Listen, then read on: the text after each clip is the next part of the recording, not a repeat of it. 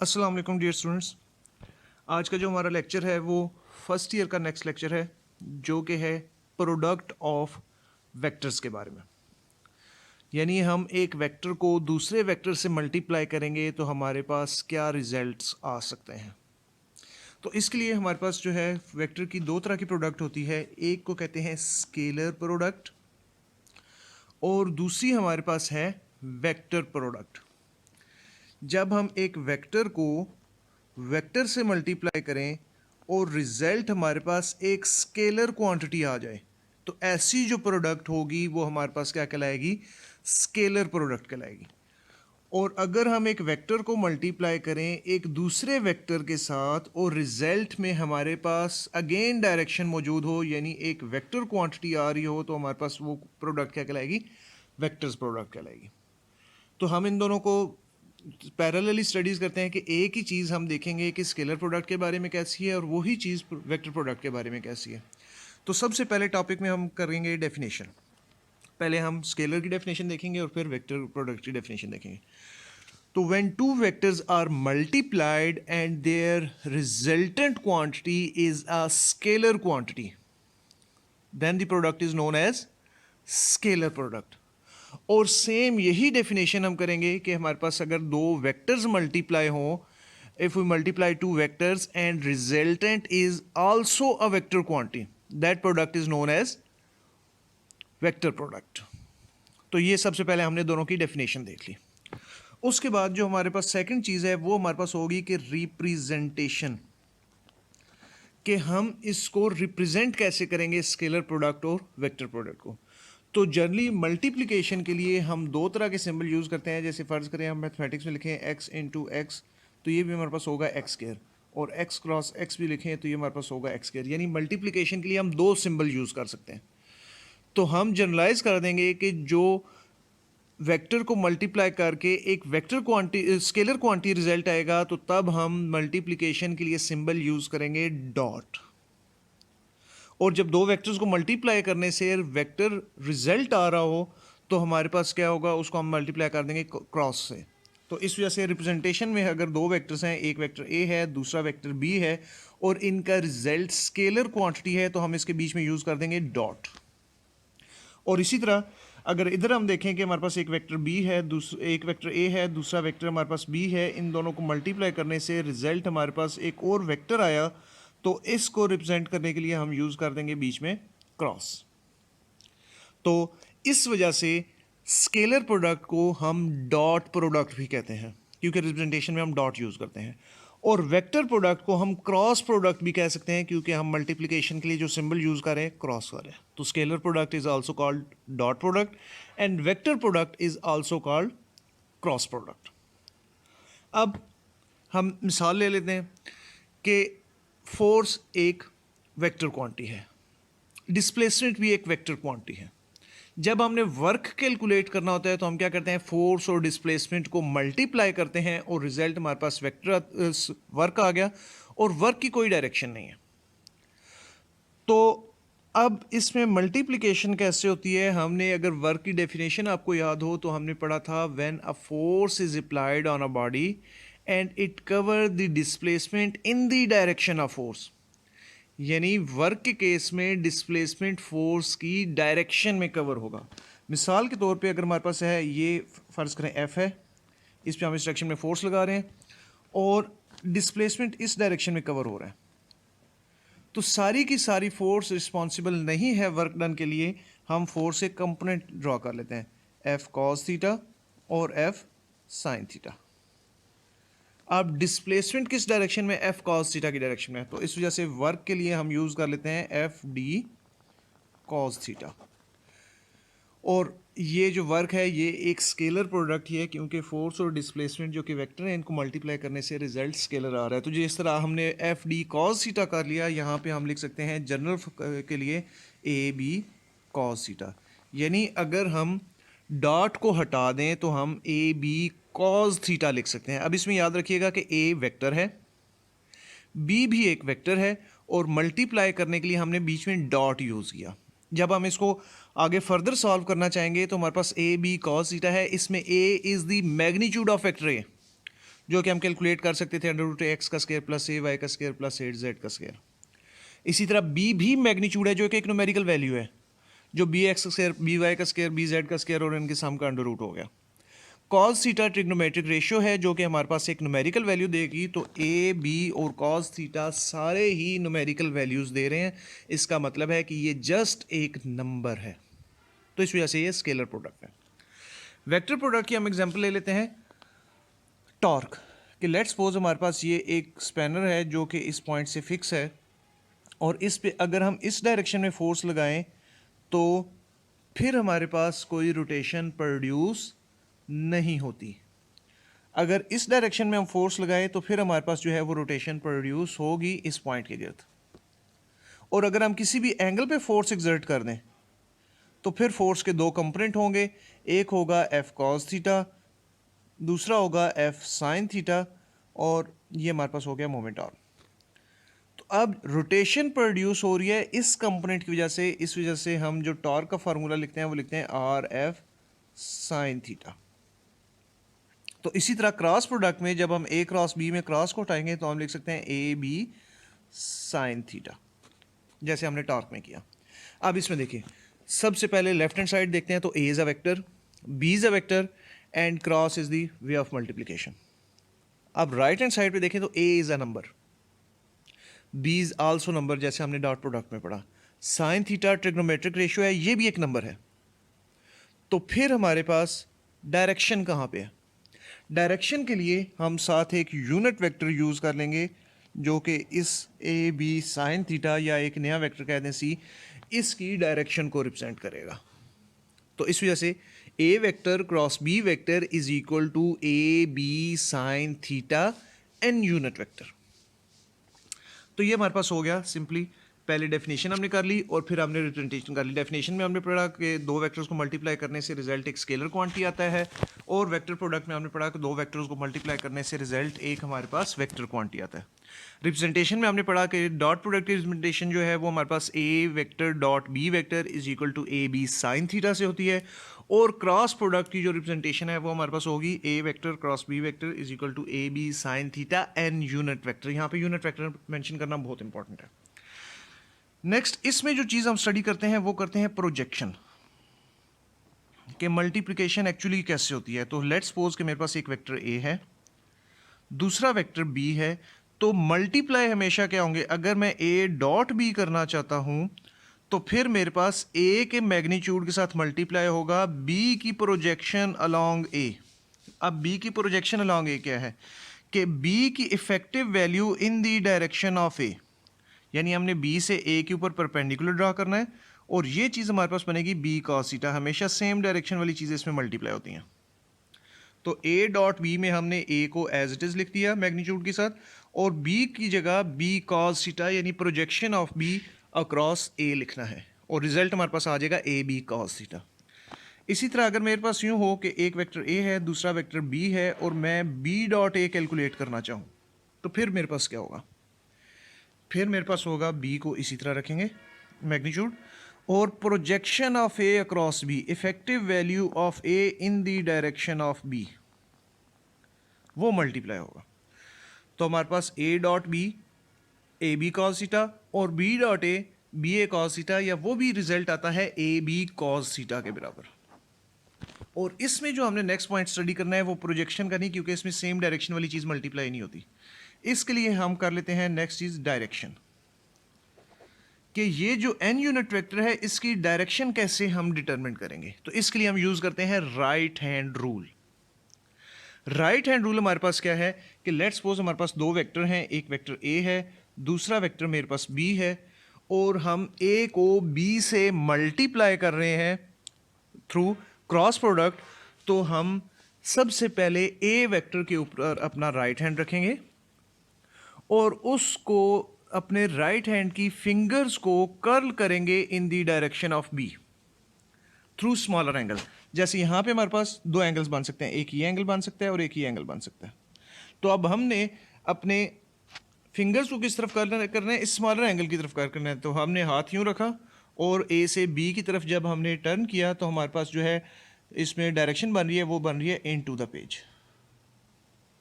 इसी तरह अगर हम B vector cross A vector करें तो फिर हमने बी से ए की तरफ फिंगर को कर्ल करना है, जो कि हमारे पास आ जाएगी आउट ऑफ द पेज। तो इसका मतलब हुआ कि ए क्रॉस बी जो है वो हमारे पास बन गया ए बी साइन थीटा, और एन यूनिट वेक्टर की डायरेक्शन है इन टू द पेज। और अगर हम बी क्रॉस ए करें तो हमारे पास आ जाएगा बी ए साइन ए थीटा, और अब इसकी डायरेक्शन जो है ये इससे ऑपोजिट है, इनटू और द पेज और आउट ऑफ द पेज। तो out of the page is the opposite direction of into the page. तो हम यहाँ पे यूज़ कर लेते हैं माइनस एन यूनिट वेक्टर। आपको याद होगा कि हमने कहा था फिजिक्स में ऑपोजिट डायरेक्शन हमेशा नेगेटिव साइन से रिप्रेजेंट की जाती है। तो इस वजह से A cross B is equal to A B sine theta N unit vector, और B cross A is equal to A B sine theta minus N unit vector. तो इससे हमें ये पता लगा कि हम नेक्स्ट पॉइंट देख लेते हैं, और वो है कम्यूटेटिव लॉ। तो अगर ऊपर प्रोजेक्शन वाली हिंट्स को आप देखें तो हमें पता लग रहा है A dot B A B cos theta के इक्वल है, और बी डॉट ए भी ए बी कॉस थीटा के इक्वल है। तो इसका मतलब है कि इसमें A vector dot B vector is equal to B vector dot A vector के बराबर होता है, यानी ये कम्यूटेटिव लॉ को ओबे करता है। और इसमें अगर हम देखें कि हम कम्यूटेटिव लॉ को देखना चाहें तो हमारे पास क्या होगा कि हमारे पास पहले है ए क्रॉस बी, जो कि हमारे पास है A B sine theta N unit vector. दूसरा है हमारे पास B cross A is equal to A B sine theta minus N unit vector, यानी इसका मतलब है कि इनका मैग्नीट्यूड दोनों का ए बी साइन थीटा ही है, लेकिन डायरेक्शन इनकी ऑपोजिट है। तो इसका मतलब है कि हम लिख सकते हैं कि A cross B and B cross A are equal in magnitude and opposite in direction. और फिजिक्स में ऑपोजिट डायरेक्शन किससे रिप्रेजेंट की जाती है? नेगेटिव साइन से की जाती है। तो A cross B is equal to minus B cross A. इसका ये मतलब हुआ कि ए क्रॉस बी जो है वो बी क्रॉस ए के इक्वल नहीं है, और अगर ये बी क्रॉस ए के इक्वल नहीं है तो ये इसका मतलब ये हुआ कि ये कम्यूटेटिव लॉ को ओबे नहीं करता। तो जो हमारे स्टूडेंट्स हैं केपी के बोर्ड के या हमारे पास फेडरल बोर्ड के, तो उनका तो यहाँ तक टॉपिक कंप्लीट हो जाता है, लेकिन जो हमारे पंजाब बोर्ड के स्टूडेंट्स हैं उनके लिए ये टॉपिक आगे थोड़ा सा फर्दर भी मूव करता है। और उसमें हमारे पास क्या है, हम देखते हैं कि लेट्स सपोज कि अगर दो वेक्टर्स के दरमियान हमारे पास एंगल जो है वो 0 डिग्री है, यानी पैरेलल वेक्टर्स हैं, तो A dot B is equal to A B cos angle हम क्या पुट कर देंगे? 0 डिग्री पुट कर देंगे, और कॉस 0 किसके इक्वल होता है? 1 के इक्वल होता है। तो इसका मतलब है A dot B is equal to A B. और अगर हम पैरेलल वेक्टर्स को देखें क्रॉस प्रोडक्ट के केस में, तो फिर हमारे पास क्या होगा? A vector cross B vector is equal to A B sine, और हम एंगल क्या पुट करेंगे? ऑब्वियसली 0 डिग्री, तो जो कि हमारे पास आ जाएगा, और साथ है यूनिट वेक्टर। तो अब इसका आंसर जो हम लिखेंगे वो 0 नहीं लिखेंगे, बल्कि हम लिखेंगे नल वेक्टर। क्यों? क्योंकि ये जो 0 आंसर आ रहा है ये इसकी कोई डायरेक्शन आर्बिट्रेरी डायरेक्शन है, और इस वजह से हम इसको 0 नहीं बल्कि हम क्या लिखेंगे? नल लिखेंगे। फिर हमारे पास आ जाता है सेल्फ प्रोडक्ट। सेल्फ प्रोडक्ट क्या होती है? अगर आप लोगों ने ड्रामा देखा हो भोले वाला, तो भोले का एक बहुत मशहूर डायलॉग था कि मैं हूँ मेरे साथ भी मैं हूँ। तो सेल्फ प्रोडक्ट भी वही चीज़ है कि वेक्टर की अपने साथ, एक वेक्टर है उसके साथ भी वही वेक्टर है। तो इसका मतलब है कि हर कोई जब अपने साथ होता है तो हर एक की सोचें वही होंगी, डायरेक्शन वही होगी जो अपनी है। तो इसका मतलब है कि एंगल 0 डिग्री होगा। तो सेल्फ प्रोडक्ट में हमने ए डॉट बी की जगह ए डॉट ए ही लेना है, और वो हमारे पास हो जाएगा ए कॉस 0 डिग्री, और कॉस 0 की वजह से हमारे पास आंसर 1 आ जाएगा, तो हमारे पास आ जाएगा ए स्क्वायर। इसी को थोड़ा हम और एलेबरेट करें कि हमारे पास यूनिट वेक्टर्स अगर अपने साथ मल्टीप्लाई हों, जैसे अगर हम आई यूनिट वेक्टर, आई क्या होता था? Unit vector along x axis, इसको आई यूनिट वेक्टर से मल्टीप्लाई ही करें, तो हमारे पास क्या होना चाहिए? आई का मैग्नीट्यूड इंटू आई का मैग्नीट्यूड इंटू कॉस थीटा। अब आई का मैग्नीट्यूड, यूनिट वेक्टर है तो मैग्नीट्यूड कितना होगा? 1। दूसरे आई का मैग्नीट्यूड कितना होगा? 1, और कॉस 0 1। तो इसका मतलब है आई डॉट आई 1 के इक्वल होगा, जे डॉट जे भी 1 के इक्वल होगा, के डॉट के भी 1 के इक्वल ही होगा। तो ये हमारे पास इसमें एक एक्स्ट्रा इन्फॉर्मेशन सेल्फ प्रोडक्ट में हमने लिखी। और इसी तरह सेल्फ प्रोडक्ट को अगर हम क्रॉस प्रोडक्ट की फॉर्म में देखें तो हमारे पास A vector cross A vector हो जाएगा ए साइन थीटा की वैल्यू क्या पुट करेंगे? थीटा की वैल्यू ऑब्वियसली 0 डिग्री पुट होगी और एन यूनिट वेक्टर जो कि आंसर अगेन आएगा नल। और यहां से हम लिख सकते हैं कि आई क्रॉस आई क्या होना चाहिए? ए बी साइन थीटा होता है, यानी 1 साइन 0 डिग्री। साइन 0 किसके इक्वल होता है? 0 के इक्वल। तो इसका मतलब है ये भी हमारे पास हो गया नल। इसी तरह जे क्रॉस जे और के क्रॉस के भी हमारे पास 0 या नल के बराबर होंगे। ठीक है, नेक्स्ट हमारे पास है परपेंडिकुलर वेक्टर्स। अब अगर देखें तो व्हाट इज परपेंडिकुलर? परपेंडिकुलर का मतलब होता है कि दो चीज़ें आपस में 90 डिग्री का एंगल बना रही हैं। तो हमारे पास जो जनरल रिप्रेजेंटेशन है वो हमारे पास क्या है? A dot B is equal to A B cos theta. अब हमें थीटा यहाँ क्या पुट करना चाहिए? 90 डिग्री पुट करना चाहिए। तो cos 90 इज इक्वल टू 0, तो इसका मतलब है इसका आंसर 0 आएगा। इसे नल नहीं कहेंगे क्योंकि ये स्केलर है।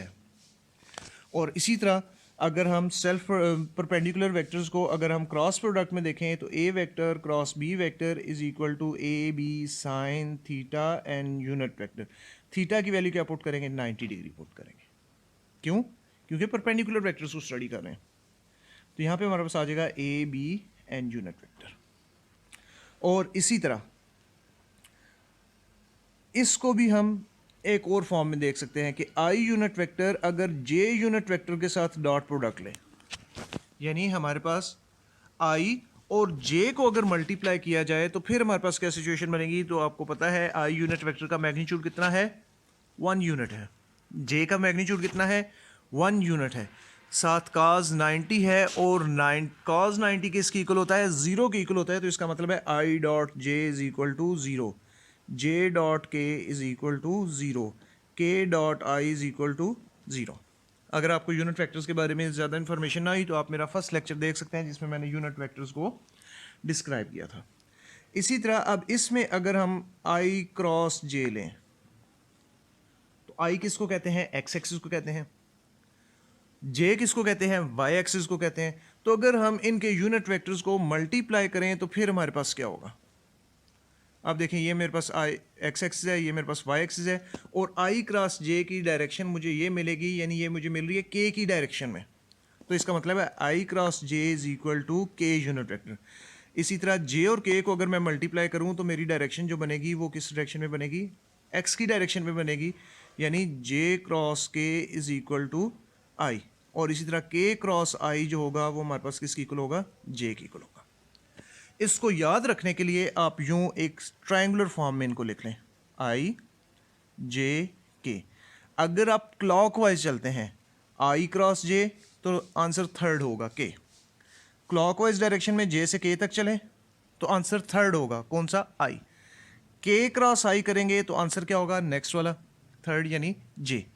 अगर आप एंटी क्लॉकवाइज चलेंगे तो आपको पता है कि ऑपोजिट डायरेक्शन हमें किस चीज़ को रिप्रेजेंट करती है? जो ऑपोजिट डायरेक्शन है ये नेगेटिव साइन से रिप्रेजेंट होती है। तो इसका मतलब है कि जे क्रॉस आई जो होगा वो माइनस के इक्वल होगा, आई क्रॉस के जो होगा वो माइनस जे के इक्वल होगा और के क्रॉस जे जो होगा वो माइनस आई के इक्वल होगा। तो जो हमारे पास यूजुअल रिप्रेजेंटेशन है आई जे के, अगर तरतीब में हुए आई जे के और के बाद फिर आई, अगर ये तरतीब हुई आई जे के आई तो हमारे पास पॉजिटिव आंसर आएंगे और आंसर थर्ड आएगा। और अगर हमारे पास ऑपोजिट हुई जे आई के जे या आई के तो इसमें हमारे पास आंसर नेगेटिव के साथ आएंगे। तो ये चीज़ हमारे पास फर्दर यूज़ होनी है, इस वजह से इसको आपने अच्छी तरह समझना है। नेक्स्ट हमारे पास आ जाता है एंटी पैरेलल वेक्टर्स। अब एंटी पैरेलल में एंगल हम क्या लेते हैं? एंटी पैरेलल में एंगल लिया जाता है 180 डिग्री। तो हमारे पास क्या होता है? A vector dot B vector is equal to A B cos 180 degree. और cos 180 किसकी इक्वल होता है? -1 के बराबर होता है। इस वजह से प्रोडक्ट हमारे पास हो जाएगी नेगेटिव, यानी स्केलर प्रोडक्ट नेगेटिव भी हो सकती है। और अगर हम क्रॉस प्रोडक्ट में यही चीज़ करें, यानी A vector cross B vector is equal to A B sine theta N unit vector, और इसमें थीटा की वैल्यू 180 अगर हम पुट कर दें तो cos साइन 180 हमारे पास 0 के बराबर होता है। तो इस तरह भी हमारे पास आ जाएगा A vector cross B vector is equal to null vector. तो ये तो हमारे पास आ गए सिंपल। अब अगर हमारे पास दो वेक्टर्स हैं, आपको याद होगा कि वेक्टर्स की जो जनरल रिप्रेजेंटेशन थी वो थी ए वेक्टर की थी ए एक्स आई प्लस ए वाई जे प्लस ए जेड के, यानी कोई भी वेक्टर हमेशा कंपोनेंट से मिलके बनता है और कंपोनेंट्स तीन हो सकते हैं, along x axis, along y axis, along z axis. तो अगर हमारे पास एक वेक्टर है ए एक्स आई ए वाई जे और ए जेड के, और दूसरा मेरे पास वेक्टर है बी वेक्टर जो कि है बी एक्स आई plus B Y J plus B Z के, ये मेरे पास दो वेक्टर्स हैं। अगर मैंने इनको मल्टीप्लाई करना है डॉट प्रोडक्ट से या क्रॉस प्रोडक्ट से, तो मल्टीप्लाई करने का प्रोसीजर क्या होगा? तो उसमें हमारे पास ये है कि एक वेक्टर ए है, दूसरा वेक्टर बी है, इनके कंपोनेंट्स लिख लिए, ए एक्स आई प्लस ए वाई जे प्लस ए जेड के, और साथ हमने डॉट लगाया और फिर बी लिख दिया बी एक्स आई plus B Y J plus B Z के। अब मल्टीप्लिकेशन कैसे होती है कि हर टर्म अगली के तीनों टर्म से मल्टीप्लाई होगी। तो सबसे पहले देखते हैं ए एक्स जब सबसे मल्टीप्लाई होगा तो कैसे होगा। ए एक्स आई को हमने बी एक्स आई से मल्टीप्लाई करना है, नंबर नंबर से मल्टीप्लाई होगा, डायरेक्शन डायरेक्शन से मल्टीप्लाई होगी। तो ए एक्स बी एक्स पहले तो आ गया, पीछे क्या बचा आई डॉट आई, और हमने ऊपर क्या पढ़ा है आई डॉट आई किसके इक्वल होता है, 1 के इक्वल होता है। तो इसका मतलब है रिजल्ट आ गया ए एक्स बी एक्स और आई डॉट आई की जगह 1 आ गया। यानी जब डॉट प्रोडक्ट में मल्टीप्लाई करेंगे तो मल्टीप्लिकेशन होने के बाद यूनिट वेक्टर्स रिजल्ट में नहीं आएंगे, क्योंकि यूनिट वेक्टर्स डायरेक्शंस हैं और स्केलर प्रोडक्ट के रिजल्ट में डायरेक्शन नहीं होती क्योंकि वो एक स्केलर क्वांटिटी है।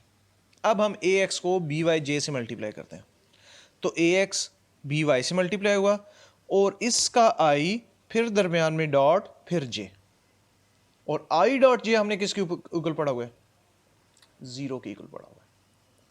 तो इसका मतलब है कि जब आई वाली टर्म जो है वो जे वाली टर्म से मल्टीप्लाई होगी तो आंसर 0 आएगा। इसी तरह आई को जब के से मल्टीप्लाई करेंगे तब भी आंसर 0 आएगा। तो अब हम ए वाई जे को मल्टीप्लाई करते हैं, तो ए वाई जे बी एक्स आई, तो ए वाई बी एक्स हो जाना चाहिए, और आगे क्या होगा जे डॉट आई। जे और आई एक दूसरे के ऊपर परपेंडिकुलर हैं, एंगल 90 डिग्री है, अगेन जे डॉट आई किसकी इक्वल होगा, 0 की इक्वल होगा, क्योंकि i dot j is equal to j dot i, क्योंकि डॉट प्रोडक्ट कम्यूटेटिव लॉ को ओबे करती है। तो इसका मतलब है कि ये 0 हो जाएगा। फिर जब जे जे से मल्टीप्लाई होगा तो जे डॉट जे 1 होता है, तो इस वजह से हमारे पास आ गया ए वाई बी वाई।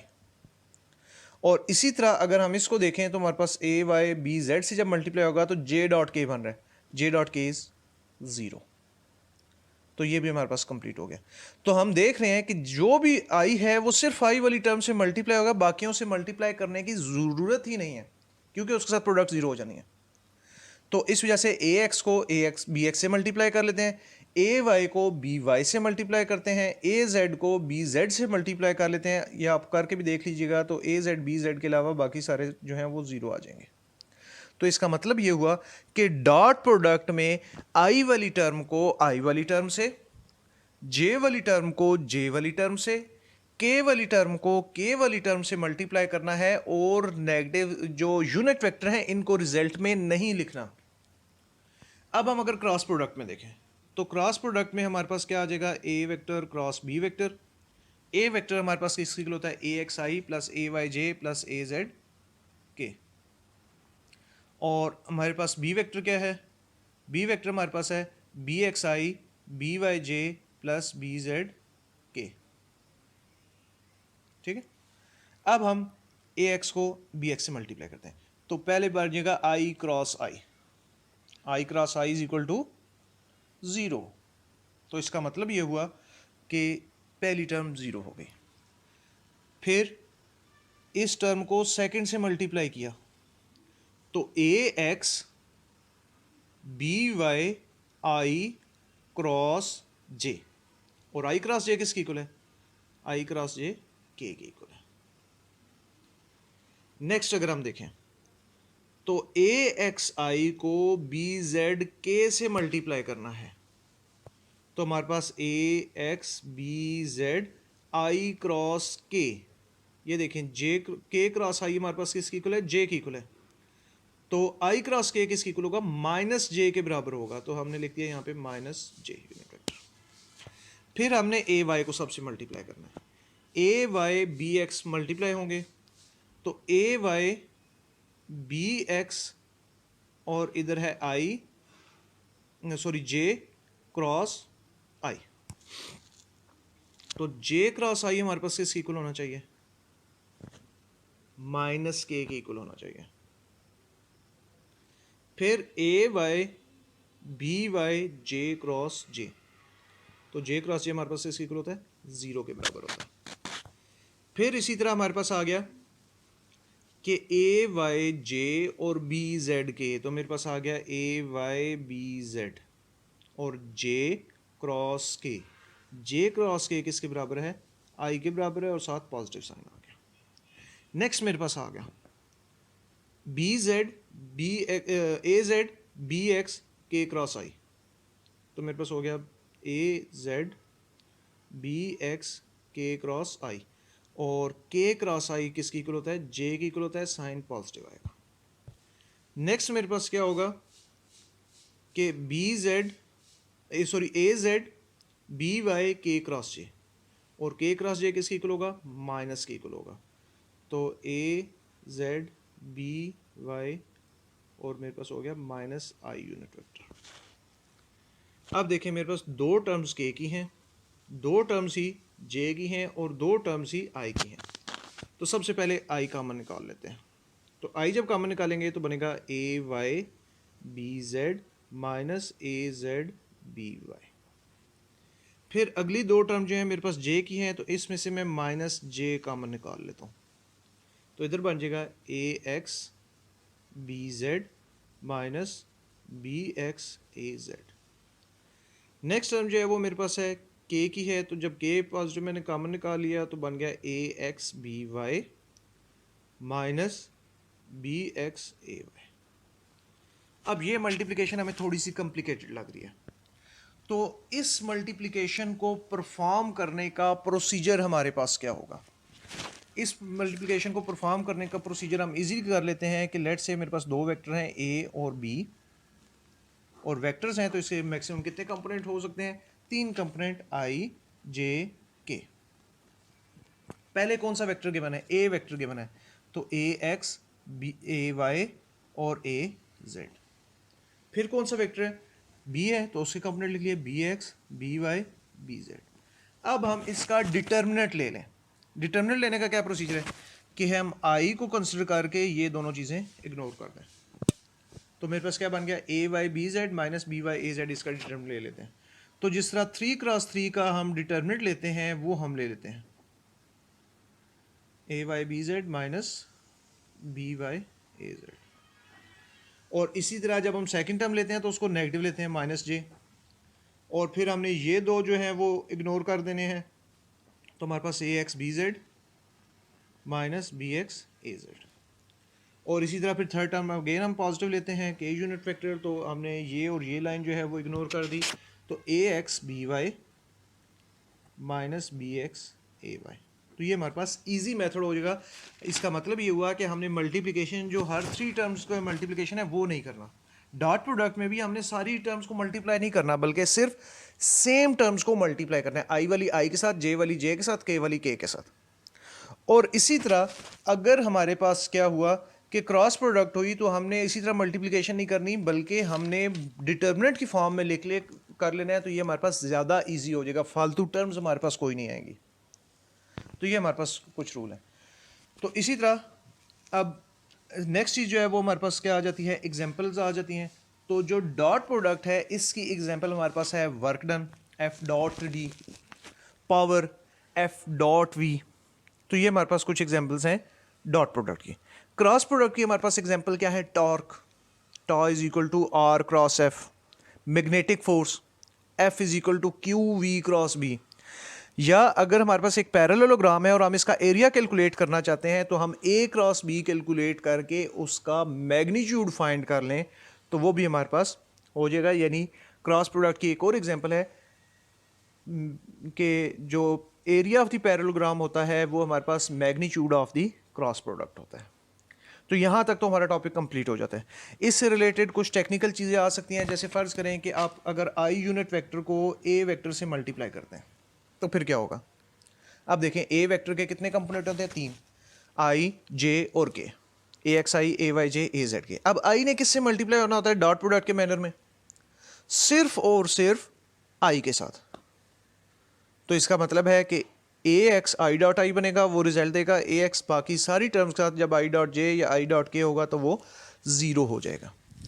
इसी तरह यूं भी क्वेश्चन आ सकते हैं कि अगर हमारे पास जो है वो आई क्रॉस ए वेक्टर हो तो फिर क्या होगा, तो फिर हमारे पास आई क्रॉस आई ज़ीरो हो जाएगा, ए वाई आई क्रॉस के, आई क्रॉस के किसके इक्वल होता है, माइनस जे की इक्वल होता है। और इसी तरह आई क्रॉस जे सॉरी के इक्वल होता है, और आई क्रॉस के किसकी इक्वल होता है, माइनस जे के। तो इसका मतलब है हमारे पास आ जाएगा ए वाई के यूनिट वेक्टर और ए जेड माइनस जे यूनिट वेक्टर। इस तरह की हमारे पास कोई मल्टीप्लिकेशन रख ली जाएगी। जे क्रॉस के हमारे पास क्या आ जाएगा, आई, और आई डॉट आई हमारे पास किसकी इक्वल हो जाएगा, 1 की इक्वल हो जाएगा। ठीक है, तो इस तरह हमारे पास कुछ इससे रिलेटेड क्वेश्चंस वगैरह हो सकते हैं। अगर आपको कोई एमसीक्यू इससे रिलेटेड सॉल्व ना हो, आप सर्च कीजिएगा, तो आप मुझे से कमेंट में पूछ सकते हैं। इंशाल्लाह मिलेंगे नेक्स्ट लेक्चर के साथ। वमा अलैना इल्लल बलाग।